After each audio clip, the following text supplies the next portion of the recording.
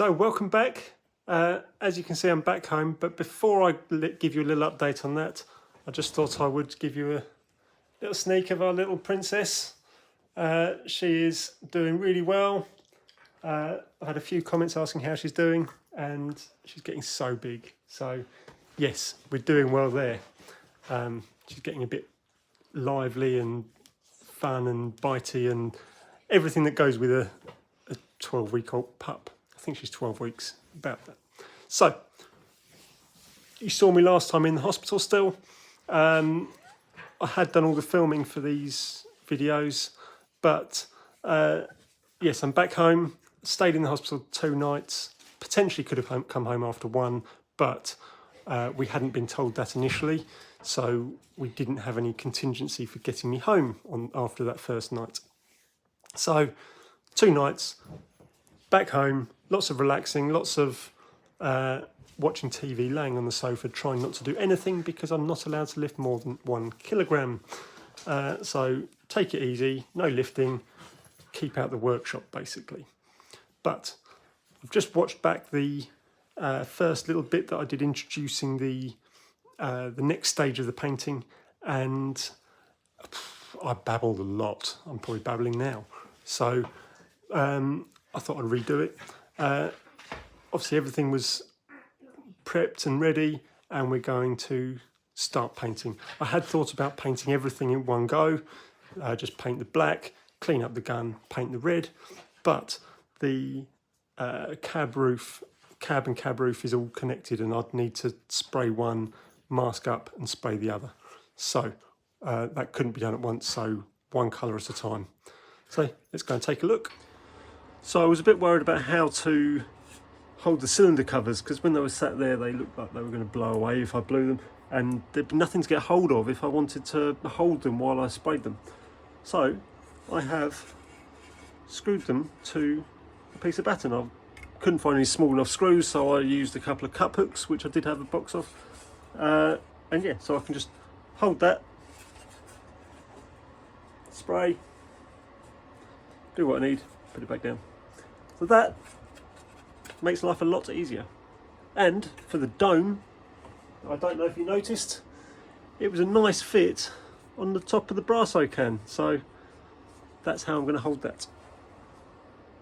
So there we go, let's start spraying.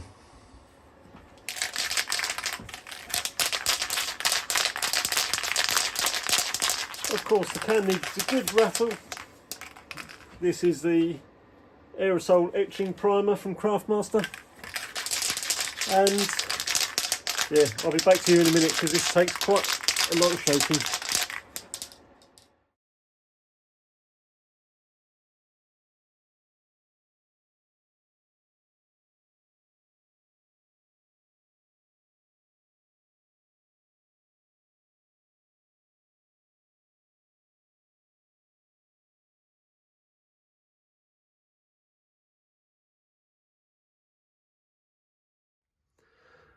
So there we go, that's the red painted for the engine. I forgot to mention that the lubricator is sitting on top of a post here. It's upside down. I held it the right way up using the outlet on the bottom to hold it while I sprayed around it, and then just set it upside down on a bit of metal that's sitting in the vise. I may have made a mistake. I may have made the cardinal error of thinking, oh, should I just put a little bit more on? So I painted everything, and then I decided to give everything else another quick coat when you should be waiting 24 hours between coats with this stuff. So in the morning we will see how that's done. I may have runs, in which case they will need rubbing out and starting again, or not starting again, but building up from runs.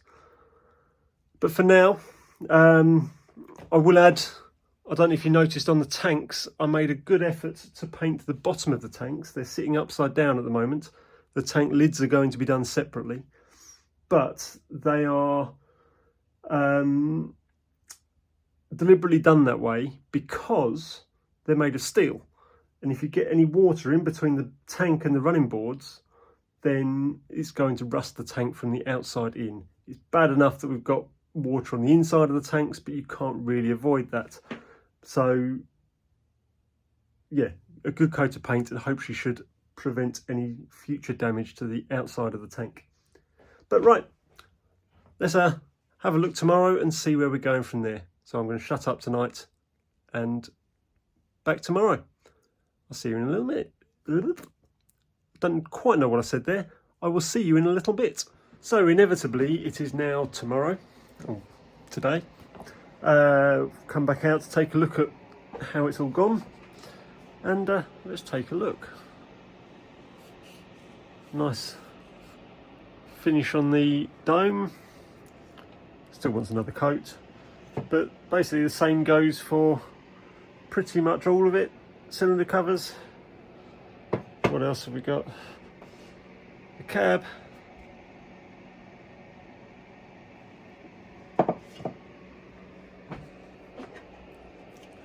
Tanks, although it is a little bit thin around the top of that nameplate, so I need to concentrate on that on the second coat. Generally the rest of the tank is good. Bit thin on the upper edge there. Be a bit more careful making sure I get some there. Unfortunately on the right hand tank I have got a little bit of a run there near the top there. So I'm going to just give that a light, gentle rub back, try and rub out the run before I give it the next coat. The lubricator has gone nicely. Still trying to think what to do with that as far as that bottom edge, because I'm not keen on those flanges being red as well. I might give it a stripe around the bottom with a line in between. The biggest issue I've got is the boiler barrel, only in that where it was laying down the bottom of it didn't get a covering. So as you can see, I've stood it up ready for the next coat so I can get right around it, and that will be a lot better. So rub that down and then we'll give it another coat. You've seen all of that before, so yeah, we'll come back to you when I've got the next coat of paint on, and I might show it to you once I finish the paint and it's starting to dry. Otherwise I'll see you tomorrow. It depends how we get on. So let's take it away. Me again, and a little update. I haven't got around to the paint yet. I haven't even started sanding yet to get rid of that run. I thought I'd show you what I'm going to be using. I believe I got it from Amazon. Found this pack with a variety of different grades of paper. Comes with this block with a Velcro. I haven't opened it yet, obviously. With a Velcro base, and the sanding disc pads have got Velcro on the back as well. At a quick glance, there's 40 grit, 100 grit, 180, 200, 320, 600, 2000. So there's quite a selection of papers there. I'm going to give it a try because it'll give me a nice flat surface with the block. So, see how that goes.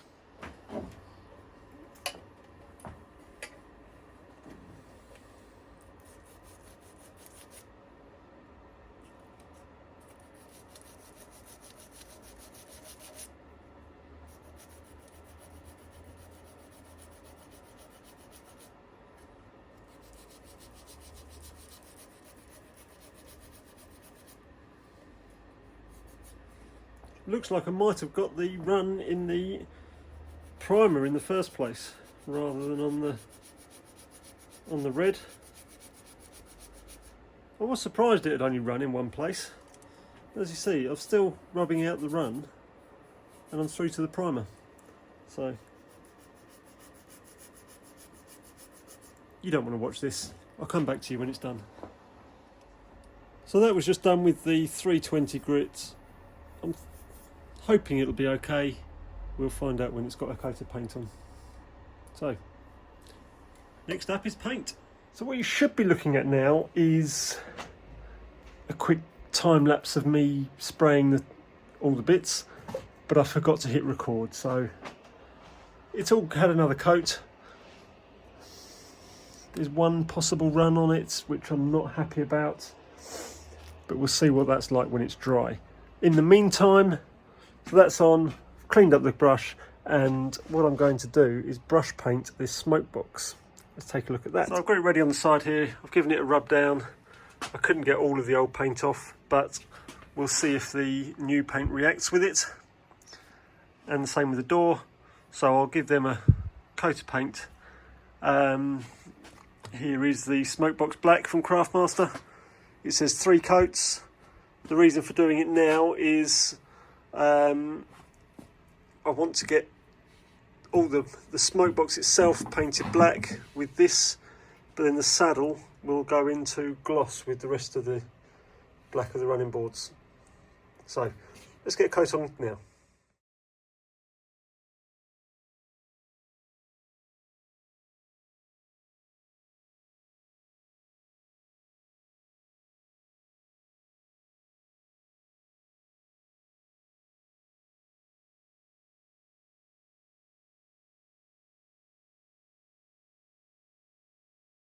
And so there it is after the first coat of paint. I do like a polished chimney top. Plus, with an engine like this, that'll just, the paint around the chimney top will get chipped off and come off anyway, so it might as well start off like that and just look nice polished to begin with. So that's where we're going to leave it for today. The smoke box, as you see, has had 1 coat of paint. It did get another couple over the next couple of days, so it's had a good covering. We will, I can't remember if we come back to that in the future, but thanks for watching. Please do come back and I'll give you a little update on how I'm doing, how the engine's doing, everything we're doing on that. So thanks for watching. See you soon.